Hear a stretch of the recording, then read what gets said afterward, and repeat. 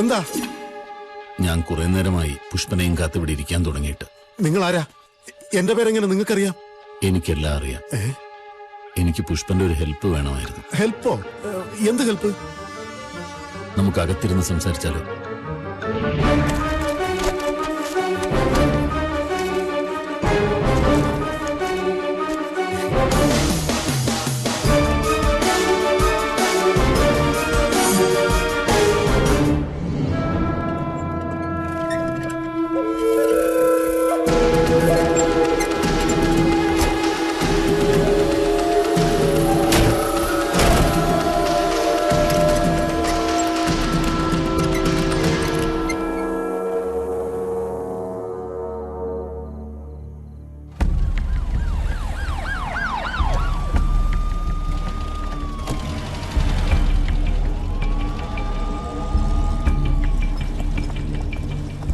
വാസുദേവൻ എന്താ വന്നത്? എന്നിട്ട് എന്താ പെട്ടെന്ന് തിരിച്ചു പോയത്? ഇനി പ്രോബ്ലം? അതൊന്നല്ല, സിഎമ്മിന്റെ പ്രോഗ്രാമിലെ ചെറിയൊരു ചേഞ്ച്. അത് പറയാൻ വേണ്ടിയാ പുള്ളി വന്നത്. എന്ത് ചേഞ്ച്? അദ്ദേഹത്തെ കുറിച്ചുള്ള ഡോക്യുമെന്റ് കണ്ടിട്ട് സിഎം പരേഡ് ഗ്രൗണ്ടിൽ വരും. അത് പറയാനാണ് വാസുദേവൻ വന്നത്. അധികം നേരം ഒന്നും എടുക്കല്ല, മാക്സിമം ഹാഫ് ആൻ അവർ, അത്രയേ ഉള്ളൂ ഡിലേ. ശരിയല്ല സർ, നമ്മളോട് ചോദിക്കാതെ സിഎമ്മിന്റെ പ്രോഗ്രാമിൽ ചേഞ്ച് ചെയ്ത് ശരിയായില്ല. മിസ്റ്റർ പെരുമാൾ, എന്റെ ഭാഗത്തുണ്ടായ ഒരു വീഴ്ചയാണിത്. 2 ദിവസം മുമ്പ് സിഎമ്മിന്റെ ഓഫീസിൽ നിന്ന് ഒരു മെസ്സേജ് ഉണ്ടായിരുന്നു. ഇന്ന് അദ്ദേഹത്തിന്റെ ഡോക്യുമെന്ററിയുടെ പ്രീമിയർ ഷോ കണ്ടിട്ടേ അദ്ദേഹം വരത്തുള്ളൂ. സോറി, ഞാൻ പറയാൻ വിട്ടുപോയി. സാറ് പറയാൻ വിട്ടുപോയതും ഒട്ടും ശരിയായില്ല.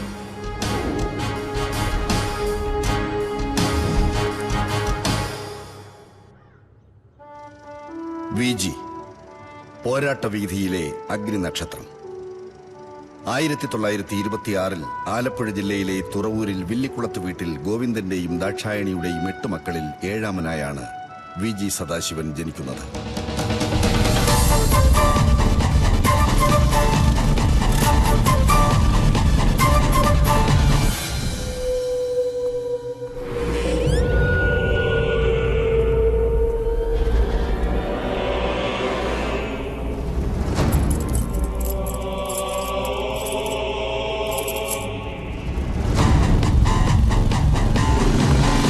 ദാരിദ്ര്യം നിറഞ്ഞ കുടുംബാന്തരീക്ഷം മൂലം പഠനം പാതിവഴിയിൽ ഉപേക്ഷിച്ച് ജോലിക്കിറങ്ങി. അക്കാലത്ത് നടന്ന പുന്നപ്ര വയലാർ സമരത്തിൽ ആകൃഷ്ടനായി അദ്ദേഹം കമ്മ്യൂണിസ്റ്റ് പാർട്ടിയിൽ ചേർന്നു.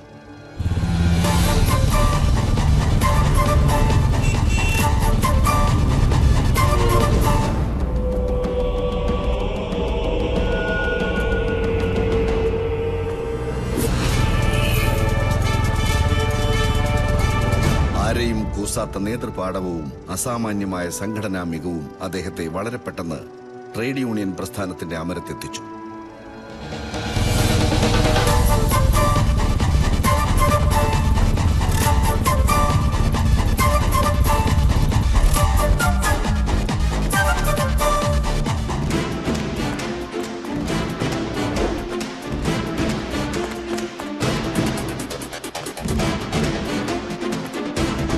സമരമുഖങ്ങളിലെ മുന്നണി പോരാളിയായിരുന്ന അദ്ദേഹം സഖാക്കൾക്കെന്നും പ്രിയപ്പെട്ട വിജിയായിരുന്നു.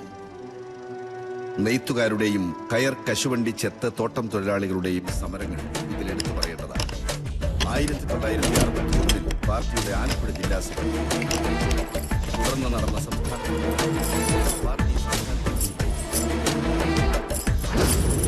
1978 നടന്ന ചണ്ഡിഗഡ് സമ്മേളനം അദ്ദേഹത്തെ പാർട്ടി കേന്ദ്ര കമ്മിറ്റിയിലെത്തിച്ചു.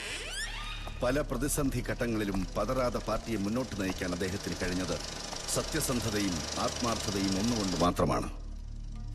ഇന്ന് ഇന്ത്യയിൽ ജീവിച്ചിരിക്കുന്ന മുതിർന്ന പോളിറ്റ് ബ്യൂറോ അംഗമായ സഖാവ് വിജി 2004 നടന്ന നിയമസഭാ തെരഞ്ഞെടുപ്പിൽ മലയാലപ്പുഴ മണ്ഡലത്തിൽ നിന്നും 16,843 വോട്ടിന്റെ ഭൂരിപക്ഷത്തിലാണ് ജനവിധി നേടിയത്. പാർട്ടിയിൽ പലതരത്തിലുള്ള അഭിപ്രായ വ്യത്യാസങ്ങളുള്ളപ്പോൾ നിയമസഭയിൽ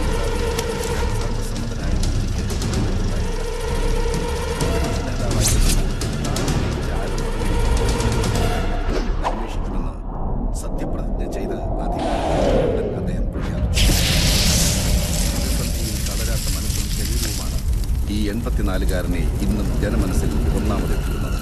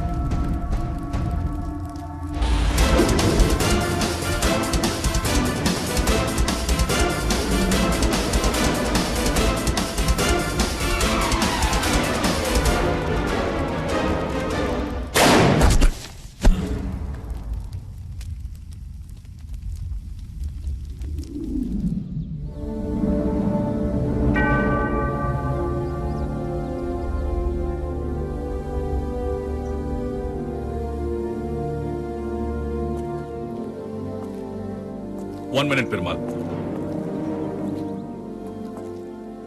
എനിക്ക് വളരെ ഇമ്പോർട്ടന്റ് ആയിട്ട് ഒരു കാര്യം ചോദിക്കാനുണ്ട്. എനിക്ക് സാറിനോടും വളരെ ഇമ്പോർട്ടന്റ് ആയിട്ടുള്ള ഒരു കാര്യം പറയാനുണ്ട്. അതെന്താ? രണ്ടും ഒന്ന് തന്നെ ആയിരിക്കണം, എങ്കിലും സാറിന് ആദ്യം പറയും. ഇന്നലെ പെരേഡിന്റെ തൊട്ടു മുമ്പാണ് സിഎംയുടെ പ്രോഗ്രാം ചേഞ്ച്. ഡോക്യുമെന്ററിയുടെ പ്രീമിയർ നമ്മളെ പോലെ അറിയുന്നത്. പക്ഷെ അതിന് അത്രയോ മുൻപേ കില്ലർ ഈ പ്രോഗ്രാം അറിഞ്ഞിരിക്കുന്നു. തുടർന്ന് തിയേറ്ററിൽ എത്തുകയും എല്ലാ സജ്ജീകരണങ്ങൾ നടത്തുകയും ചെയ്തു. ആരാ ഇത്രയും രഹസ്യമായ ഈ ഇൻഫർമേഷൻ കില്ലർക്ക് പാസ് ചെയ്തത്? Tell me. സാറ് പറഞ്ഞത് മുഴുവൻ ശരിയല്ല. നമുക്ക് മുൻപേ DGP ഇന്റലിജൻസ് ശ്രീനിവാസൻ സാറിന് ഇതറിയാമായിരുന്നു. അദ്ദേഹം പറയാൻ മറന്നാണെന്ന് പറഞ്ഞില്ലേ? പിന്നെ ആ കാരണത്തെ ഞാൻ അറസ്റ്റ് ചെയ്തിട്ടുണ്ട്. What? He's in my custody.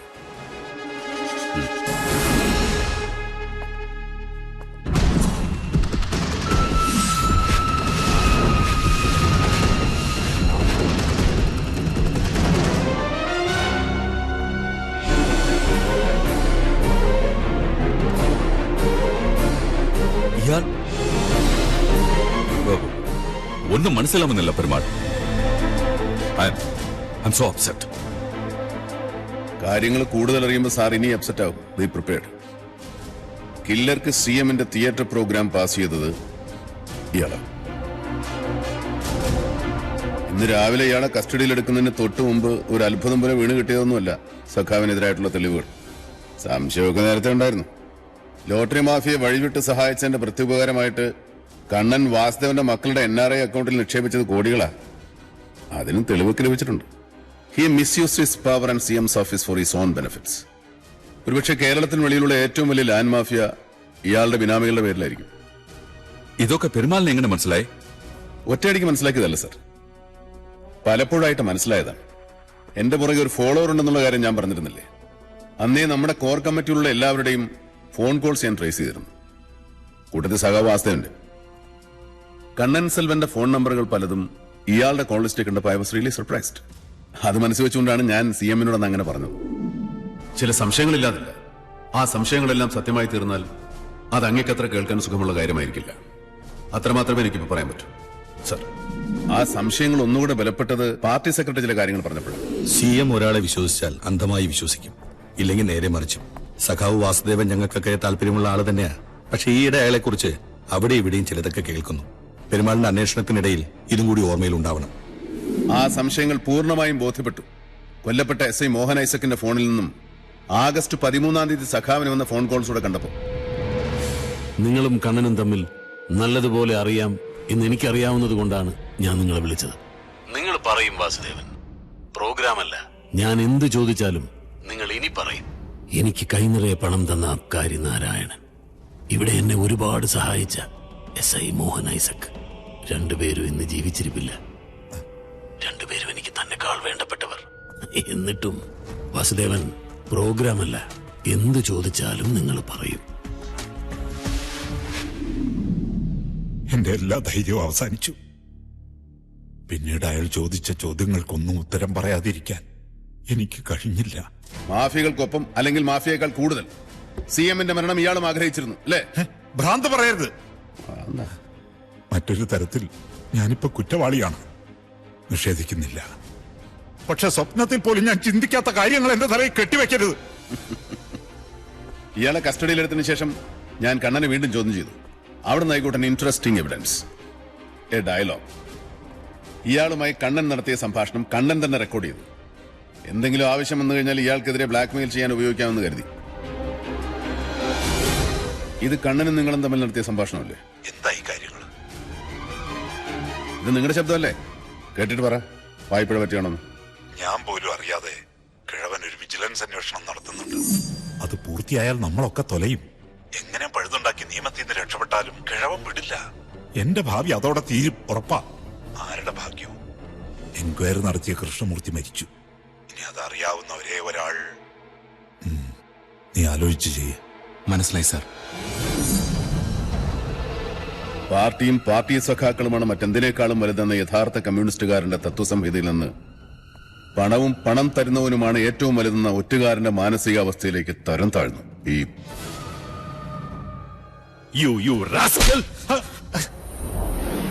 വിവരങ്ങളൊക്കെ CMനെ അറിയിക്കണ്ടേ? ഇപ്പൊ ഇവിടെ നടന്നൊഴിച്ച് ബാക്കി എല്ലാം അദ്ദേഹത്തിന് അറിയാം. ഓ, നാളെ രാവിലെ ഓഫീസ് ചെല്ലാൻ പറഞ്ഞിട്ടുണ്ട്. കൃഷ്ണമൂർത്തി സാറിന്റെ വിജിലൻസിന്റെ ഫയൽ തരാൻ. that's fine. Well done, Perumal. Thanks sir, thank you so much. The whole department is proud of you.